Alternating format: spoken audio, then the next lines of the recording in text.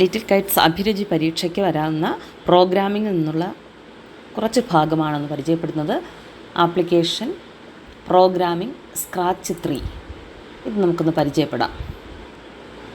നമുക്ക് ചലിപ്പിക്കാൻ സാധിക്കുന്ന ഈ ഒരു രൂപത്തെ നമ്മൾ സ്പ്രൈറ്റ് എന്നാണ് പറയുന്നത്. ഇതിൻ്റെ ഒരു ബാക്ക്ഗ്രൗണ്ട് ഉണ്ട്, അതിന് നമ്മൾ സ്റ്റേജ് എന്ന് പറയും. ഈ ബാക്ക്ഗ്രൗണ്ട് ഈ സ്പ്രൈറ്റിനെ എങ്ങനെ ചലിപ്പിക്കും എന്നുള്ളതിനെ ബേസ് ചെയ്തുകൊണ്ടുള്ള കുറച്ച് ചോദ്യങ്ങൾ നമുക്ക് പ്രതീക്ഷിക്കാം. ഇവിടെ നിങ്ങൾ നോക്കിക്കഴിഞ്ഞാൽ ഇടതുവശത്തായിട്ട് കുറച്ച് ബ്ലോക്കുകൾ കാണാൻ സാധിക്കും. ഈ ബ്ലോക്കുകൾ മോഷൻ ബ്ലോക്ക്, ലുക്സ്, സൗണ്ട് ഇങ്ങനെയുള്ള കുറേ ബ്ലോക്കുകളുണ്ട്. മോഷൻ എന്ന് പറയുന്നത് ഈ സ്പ്രൈറ്റിനെ ചലിപ്പിക്കാനുള്ള ബ്ലോക്കുകളാണ്. ലുക്സ് എന്ന് പറയുന്നത് ഇതിൻ്റെ കോസ്റ്റ്യൂമുമായിട്ടൊക്കെ ബന്ധപ്പെട്ട ഇത് സംസാരിക്കുന്നത്, അങ്ങനെയുള്ള അതിൻ്റെ സൈസ്, നിറം, അങ്ങനെയുള്ള കാര്യങ്ങളെയൊക്കെ അതിൻ്റെ ലുക്സുമായിട്ട് ബന്ധപ്പെട്ടതാണ്.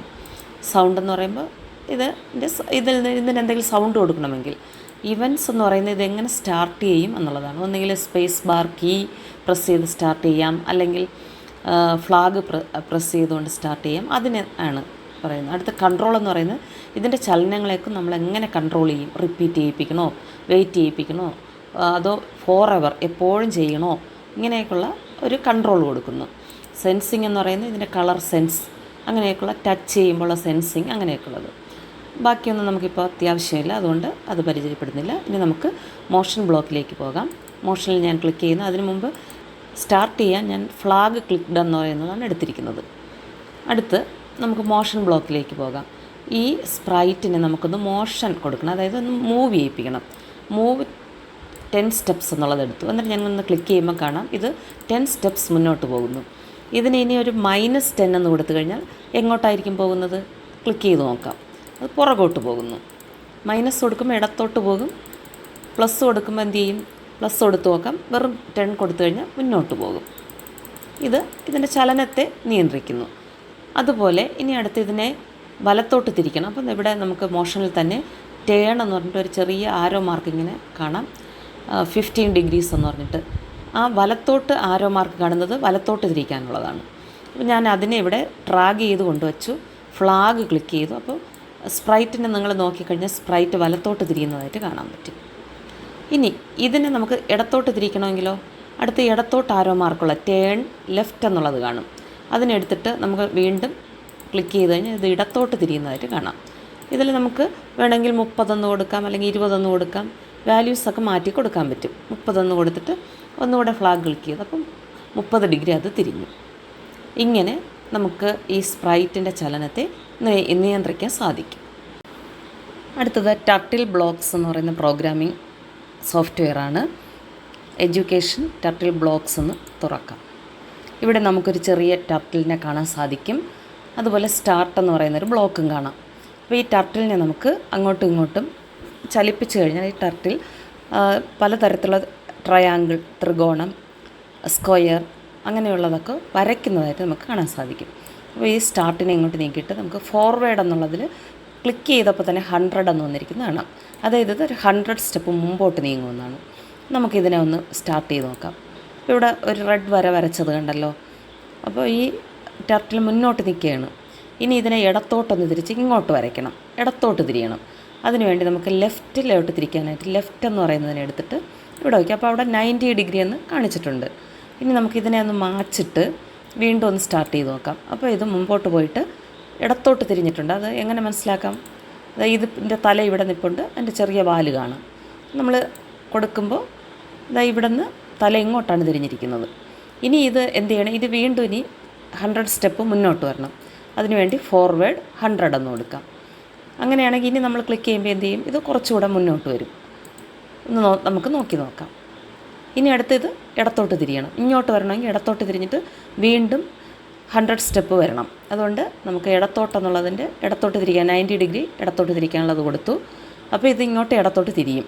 എന്നിട്ട് വീണ്ടും ഇങ്ങോട്ട് വരണമെങ്കിൽ ഫോർവേഡ് കൊടുക്കണം. ഫോർവേഡ് കൊടുക്കുമ്പോൾ 100 സ്റ്റെപ്പ് ഇതിങ്ങോട്ട് വരും. എന്നിട്ട് എന്ത് ചെയ്യും? വീണ്ടും ലെഫ്റ്റിലോട്ട് തിരിയും. വീണ്ടും ലെഫ്റ്റിലോട്ട് തിരിയണമെങ്കിൽ ലെഫ്റ്റിലോട്ട് 90 ഡിഗ്രി തിരിയാനുള്ള ഇത് കൊടുക്കണം. ഇനി നമുക്കിതിനെ ഒന്ന് ചെയ്ത് നോക്കാം. കണ്ടല്ലോ, ആദ്യം 100 സ്റ്റെപ്പ് മുന്നോട്ട് വന്നു, ഇവിടെ നിന്ന് 90 ഡിഗ്രി ഇടത്തോട്ട് തിരിഞ്ഞു, വീണ്ടും 100 സ്റ്റെപ്പ് മുന്നോട്ട് വന്നു, 90 ഡിഗ്രി ഇടത്തോട്ട് തിരിഞ്ഞു, വീണ്ടും 100 സ്റ്റെപ്പ് മുന്നോട്ട് വന്നു. ഇടത്തോട്ട് തിരിഞ്ഞ് നിൽക്കുകയാണ്. ഇനി ഇങ്ങോട്ട് വരണമെങ്കിൽ എന്ത് ചെയ്യണം? 100 സ്റ്റെപ്പ് മുന്നോട്ട് നീങ്ങണം. അപ്പോൾ അതിന് നമുക്ക് 100 എന്നുള്ളത് എടുത്ത് കൊടുക്കാം. ഇനി നമുക്കിതിനെ മാച്ചിട്ട് ഒന്നുകൂടെ നോക്കി നോക്കാം. ഇപ്പോൾ ഒരു സ്ക്വയർ വരച്ചതായി കാണാം. അപ്പോൾ ഈ സ്റ്റെപ്പ് എന്ന് പറയുന്നത് 4 തവണ ആവർത്തിച്ചു. 1, 2, 3, 4ാമത്തെ തവണ. അങ്ങനെയാണെങ്കിൽ ഇതിനെ നമുക്ക് 4 എന്ന് കൊടുത്താലും മതി. 4 തവണ ഇത് ആവർത്തിക്കുന്നു എന്ന് കാണിക്കാൻ വേണ്ടി. അപ്പോൾ നമുക്ക് ആദ്യത്തെ 2 സ്റ്റെപ്പ് വെച്ചിട്ട് ബാക്കിയെല്ലാം നമുക്കങ്ങ് കളയാം.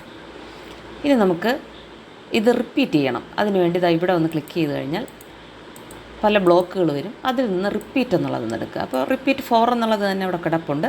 നമുക്കതിനെ ഇങ്ങോട്ടൊന്ന് വെച്ച് നോക്കാം. ഇനി നമ്മളിതിനെ മാച്ചു. ഇപ്പോൾ എന്താണ് പറയുന്നത്? 100 സ്റ്റെപ്പ് മുന്നോട്ട് പോകണം, 90 ഡിഗ്രി തിരിയണം. ഇത് 4 തവണ ആവർത്തിക്കണം. അപ്പോൾ എന്താണ് സംഭവിക്കുന്നതെന്ന് നോക്കാം. സ്റ്റാർട്ട് കൊടുത്തു.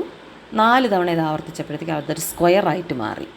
അങ്ങനെയാണെങ്കിൽ ഇതേ സ്റ്റെപ്പ് ഉപയോഗിച്ചുകൊണ്ട് തന്നെ നമുക്ക് ട്രയാങ്കിൾ വരയ്ക്കാം, പെൻറ്റഗൺ വരയ്ക്കാം, ഹെക്സാഗൺ, അതുപോലെ ഒക്ടാഗണൊക്കെ വരയ്ക്കാൻ പറ്റും. അപ്പോൾ 3 വശമുള്ള ട്രയാങ്കിൾ വരയ്ക്കാനായിട്ട് ഇവിടെ നമ്മൾ റിപ്പീറ്റ് 3 കൊടുക്കുക. 3 തവണ അത് ആവർത്തിക്കണം. അത് ട്രയാങ്കിളിന് വേണ്ടി കൊടുക്കേണ്ട കോണളവ് ആംഗിൾ എന്ന് പറയുന്നത് 120 ആണ്. അത് കൊടുത്തു. 120 ഡിഗ്രി കൊടുത്തപ്പോൾ ഇനി നമുക്കിതിനെ മാച്ച് കളഞ്ഞിട്ട് ഒന്ന് കൊടുക്കാം. അപ്പോൾ അവിടെ ഒരു ട്രയാങ്കിൾ ഈ ടർട്ടിൽ വരച്ചിട്ടുണ്ട്. ഇനി അങ്ങനെയാണെങ്കിൽ നമുക്കിതിനെ ഒരു 5 വശമുള്ള പെൻറ്റാഗൺ വരയ്ക്കണമെങ്കിൽ 5 കൊടുക്കുക. അപ്പോൾ അതുപോലെ തന്നെ ഇവിടെ നമുക്ക് എന്ത് ചെയ്യണം? ആംഗിൾ കോണളവ് മാറ്റി കൊടുക്കേണ്ടി വരും. 72 ഡിഗ്രിയാണ് കൊടുക്കേണ്ടത്. 72 ഡിഗ്രി കൊടുത്തു. അത് നമുക്ക് മാച്ച് നോക്കിയിട്ട് ഒന്ന് വരച്ച് നോക്കാം. സ്റ്റാർട്ട് കൊടുത്തപ്പോൾ 5 വശമുള്ളൊരു പെൻറ്റാഗൺ വരച്ചിട്ടുണ്ട്. ഇനി നമുക്ക് വേണ്ടത് 6 വശമുള്ള ഹെക്സാഗണാണ്.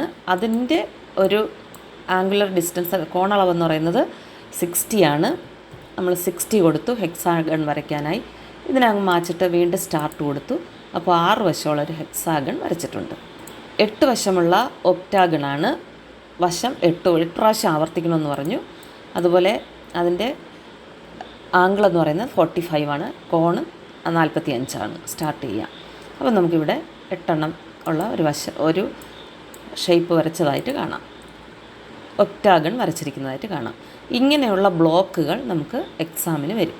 അപ്പോൾ ഇത് എണ്ണവും എത്ര തവണ ആവർത്തിക്കണം, ടർട്ടിൽ എങ്ങോട്ടാണ് തിരിഞ്ഞ് നിൽക്കുന്നത്, അതിൻ്റെ ആംഗിൾ എന്താണെന്നുള്ളതൊക്കെ നമുക്ക് മനസ്സിലാക്കിയിരിക്കണം.